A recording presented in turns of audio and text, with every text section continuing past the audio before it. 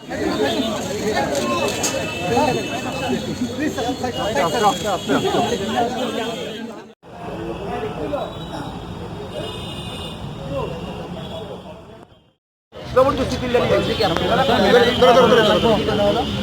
হইল ওনার বক্তব্য হইল ওনার জবরদস্তি হসপিটালের বেড থেকে পুলিশ হসপিটালে নামায় আনছে।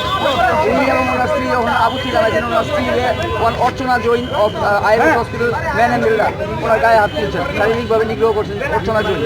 এবং এখানে আনার সঙ্গে সঙ্গে ওনার প্রচণ্ড বুক ব্যথা শুরু হয়েছে এবং সিরিয়াসলি, যার জন্য পুলিশ অথরিটি ডাক্তার ডাকছে। ডাক্তাররা অ্যাডভাইস করছে এখনই তাদের জিবি হসপিটালে শিফট করতে ফর বেটার স্ক্রিনিং বা বেটার এক্সামিনেশন অফ কী হতো না। মূলত সমস্যাটা হচ্ছে এই মুহূর্তে যাও এবং এই অ্যান্টিসিপেশনটা আর এর থেকে আইলেস হাসপাতাল গিয়েছিল যখনই তাকে শেষ হইব তাকে মেসেজ স্ট্রোক হয়ে যাবে। ইন্দ্রটা কি তাহলে জোর করে পুলিশে তুলেছে। ওনার স্ত্রীরা মারছে অর্চনা জৈন, ওনারা পুলিশ যাই গেলেন, ওনারা পুলিশ আটনের সময় ধাক্কাধাক্কি করছে, পুলিশ ওনারা মারধর করতে ওনার বক্তব্য অনুযায়ী অন ক্যামেরা ওনাদের ক্যামেরা দিক হয়েছে।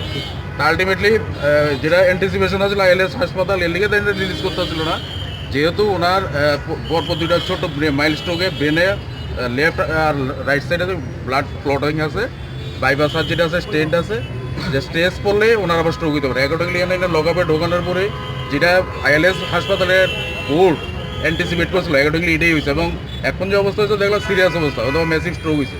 এবং এরপর যেটা হইব এটা পুলিশ দায়ী থাকবো এটা লিখে। আমরা হাইকোর্টে কইছে, হাইকোর্ট এখন কইছে তুমি ইয়ে করো, আমরা ওনার স্ত্রীতে হাইকোর্টে এফিডেভিট দিয়ে টোটাল ঘটনাটা হাইকোর্টে জানাইছি।